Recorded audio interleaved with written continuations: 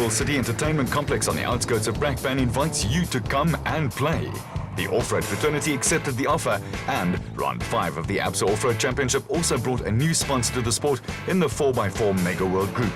The ABSA Off-Road Championship is a jewel in the South African motorsport crown, with the 4x4 Mega World 400 bringing to the East Rand all the drama, excitement and action of national championship off-road racing. Race headquarters and the pit area were located at the Carnival City complex. And for crews, the weekend's first task was to go through the usual documentation process.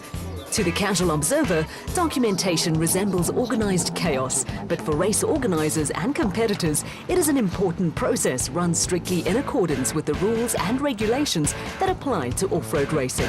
Motorsport is globally big business and provides motor manufacturers and allied industries with a giant showroom. Motor racing is at the cutting edge of engineering development, and technology developed for race cars inevitably finds its way into vehicles on showroom floors. There's an old adage that what wins on Saturday sells on Monday, and motor racing attracts sponsorship from across a huge spectrum of commercial and industrial activity. Race vehicles are moving billboards, and the 4x4 Mega World Group sees event sponsorship as part of a long-term marketing plan for the range of products it imports and manufactures. We're the importer and distributor for quite a lot of 4x4 products in Africa, actually. It's the ALB products, Old Man Emu, IPF, T-Max, and then we own a sister company called African Outback, which manufactures roof racks, which we export worldwide. It's quite exciting. But you know, it's in all my staff's blood. So we all, you can see the staff have done a lot to get us all out here. And then the most exciting, we're bringing out the new car as well, which the guys only finished at 10 o'clock last night, so it's quite exciting. Going into the 4x4 Mega World 400, only 23 points separated the top 7 crews in the production vehicle overall championship and in the Premier SP class. Championship leaders Chris Visser and Jaapie Badenhorst were just 13 points ahead of their closest rivals. Yeah, I suppose so. Yeah, we're leading the championship, and we'll try to stay ahead. That's our main aim. Try to finish, and I'm sure if we will finish well. I'm sure. After a roll on the Sun City 400, the Visser Badenhorst Toyota Hilux had been restored to virtually full health. Yeah, I must say it wasn't actually. It was just a little bit. Just cosmetics, not much. But I must say John and them, they fixed the bucket very nicely, and yeah, bucket looks good, yeah, and it feels good. We went out for tasting on Tuesday, and bucket feels very well. Despite some patchy form and without a win this season, the Team Castrol Toyota crew of reigning champion Duncan Voss and Rob Howie were lying second in the overall championship. Despite our season not being so great up until now, we're only 13 points behind the leader. So you get a lot of points for a win, and so it's there's still like 10 guys in it, and we're right there. So we've tested the cars, and we're happy. We think we've made some progress. So I think we're capable of winning the race. Rookie driver Lance Woolridge is a rising star, and with youthful confidence wasn't at all worried about the pressure that went along with leading Class E in the Team Ford Ranger. Not really. We've had the comfortable pass. The last race was a really good race, and just not really pressure, just to keep going and just keep the consistency. It's more like it than actual pressure to do well. We analyze it bit by bit and change our tactics when we have to, but we get the car to the finish, and then that gives us the good result. The production vehicle championship leaderboard going into the 4x4 Mega World 400 reflected the competitive nature of the ABSA Off-Road Championship. Only 36 points separated the first 10 teams at the halfway mark. There was one last formality to be completed before the start of the Donaldson Prologue to determine start positions for the next day's race. The top 5 seeded drivers draw for start positions, with Gary Bertel delegating the job to his young son. Crews are always anxious to avoid the Pathfinder number 1 slot, with Henny ter Steege making sure he and Hannes Grobler started second. Number 2, well done. They're getting a breakfast, they're getting lunch. This time around, the dreaded number 1 slot went to championship leaders Chris Visser and Jaapie Badenhorst. The 60-kilometer Donaldson Prologue was run over a section of the route to be used in the race, and would provide crews with a taste of what was to come. On a compact event like the 4x4 Mega World 400, a good start position is important, and enthusiasts could look forward to some hectic racing in a region littered with mine dumps. Diesel-electric locomotives produce huge amounts of horsepower, but the ride is nowhere near as exciting as belting through a variety of terrain in an off-road vehicle. Current South African Drivers' Champion Duncan Vos and Rob Howie got the result they wanted, with the Team Castrol Toyota Hilux pair setting the fastest time on the Donaldson Prologue. Like many of the top drivers active today, multiple South African champion Duncan Vos is a versatile performer. He is a former SA single-seater champion and also raced touring cars and production cars before switching to off-road. In a great result for the Castrol Toyota team, Anthony Taylor and Robin Houghton were second fastest, with Taylor another versatile performer. He won his first SA championship at the age of 16 and has also raced touring cars and production cars. Versatility is also a Houghton forte, and he has won national titles in off-road and in rallying.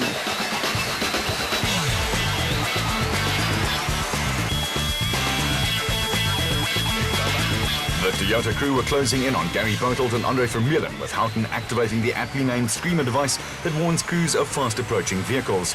It was a deceptive section of the route and almost caught out Taylor and Houghton. Chasing after the Toyota crew were Thomas Rundle and former SA champion Johan Moore in the Bowden's Tyres Service Nissan Navara. The third fastest timer on the prologue represented another good performance from the pair following their podium finish at the Sun City 400. Behind the Nissan Championship leaders Chris Visser and Jaapie Baardhorst were struggling to find some sort of rhythm. With the RFS Toyota Hilux sporting new livery, the pair were a rather disappointing fourth.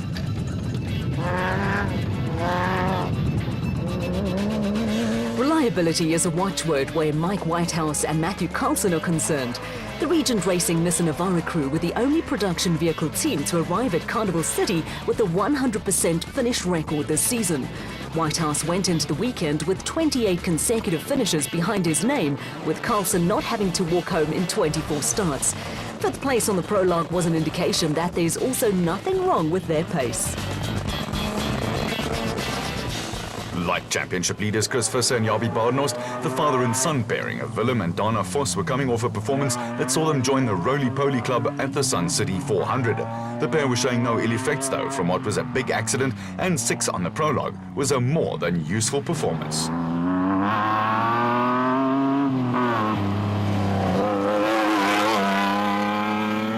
Inconsistency has been a problem for George Barkhuizen and David van Wyk in the AIM Toyota Hilux, but the pair brought the vehicle home in 7th place. 1 or 2 little problems with the roadbook cost the team a little time, and the Toyota came home just 12 seconds ahead of former South African champions Hannes Grobler and Henny ter Steege in the RFS BMW, which was carrying additional 4x4 Mega World backing on this event.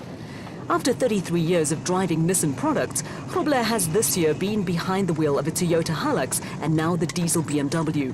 The BMW was having only its 3rd outing, with the car still in the development stage, with Grobler impressed with the potential of the diesel-powered X3. Behind Grobler and ter Steege, there was another encouraging performance from Bloemfontein pair Louw de Bruin and Rian Greiling in the Rubicon Ford Ranger. While de Bruin and Greiling were going their merry way, there were problems for Atlas Copco Toyota crew Gary Berthold and Andre Vermeulen, who were firmly stuck in a mud patch. Yeah, I think maybe the front diff had a problem, and we weren't really sure where we were going at the bottom there. So as we came out, we got stuck in the mud, and because there's no front drive, we just sat fuss in the mud, unfortunately. So a bit of a tough prologue. We've got to go back and fix it and try and get going tomorrow morning.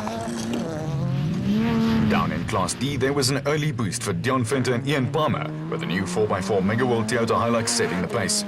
Right behind Venter and Palmer was another new car with navigator-turned-driver Louis Weichelt and Johan Smallberger giving the impressive-looking N1 4x4 Toyota Land Cruiser its maiden outing.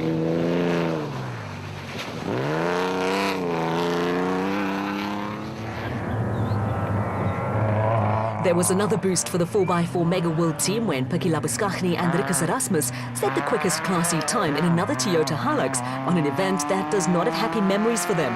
In their first full season of national championship racing last year, a technical infringement saw Labuschagne and Erasmus excluded from the results. It cost them the Class C championship, which they eventually lost by a single point to veteran crew Jannie Visser and Joks Leroux.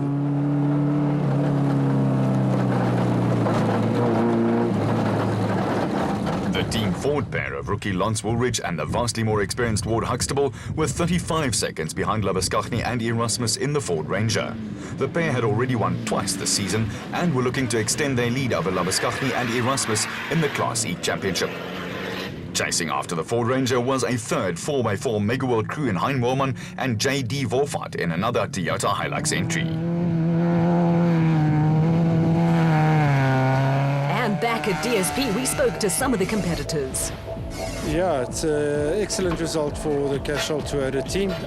It's what we've been looking for all year, and finally it's come to the party at the Carnival City race. And I think we're going to be in for quite a good shot. We have made a couple of changes to the car. It's made it a lot better to drive, handles the bumps a lot better. So let's just hope that if no one bumps into us this weekend and we have good reliability, we're going to probably take a 1-2. Let's hope so. It's a bit unexpected, I must be honest. I thought we had a bit of a problem with the back of the car. The car was washing away a little bit, but I think it was just me being pedantic. Look, yeah, we've had a good result. We've come third in class, and yeah, that's good for us. Ja, dit is 'n heel ander mindset en alles gebeur soveel vinniger. Ek en Rian het nou die dag daaroor gepraat. Jy weet, jy moet regtig op die bol wees en jy weet as in klas E het jy nog tyd gehad om 'n fout reg te maak. In SP as jy 'n fout maak, ry jy iets stukkend. So jy moet regtig skerp wees en eerder 90% ry, anders gaan jy die bakkie stukkend ry. If you look at the results today, I think the Super D is going to become a very nice class. It's going to be a competitive class, I think. It's slowly going to grow, but I think eventually it's going to get to a big class that's going to have a lot of entrants in it. Het was lekker geweest. Hij is een beetje vinnig voor ons. Dat is lang reguitstukken wat ons voertuig niet heeltemal op die spoed kan komen wat ons wil komen nie. Maar in die tijd is ons redelijk vinnig en hij was rof geweest, maar het was baie lekker. In the special vehicle category, Shamir Varayawa and Siegfried Rousseau enjoyed an 18-point advantage over Class B crew Johan van Staden and James Rousseau. Two other Class B crews also featured in the top 10 in the overall standings. Big news in the special vehicle category was a maiden outing for former rally champion Etienne Loudens, who was out in an Atlas Copco bat. Yeah, completely new, and I was ecstatic about it, you know, when Andre put it together with Gary Berthold for me to drive the vehicle. I had to get some sponsors together, as you can see, all new sponsors for this event. So one off for now, and then we'll see how things go from here, and I'm looking forward to it. And did some 85 Ks of testing and couldn't believe where this thing can actually go and at what speed and over the rough stuff. So yeah, it was very exciting. Botswana driver Keith de Tooy has Lesotho-based veteran Ashley Thorne sitting alongside him in a bat, with the pair linking up with brand new sponsors. Well, we're going to try our best.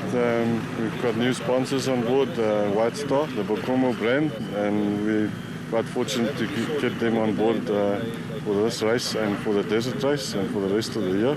So we're going to try our best. Former special vehicle champions Cully and Quinton Silwald gave new sponsors Elegant Fuel a win first time out on the recent Sun City 400, and the Palaboa-based father and son team were hoping for more of the same.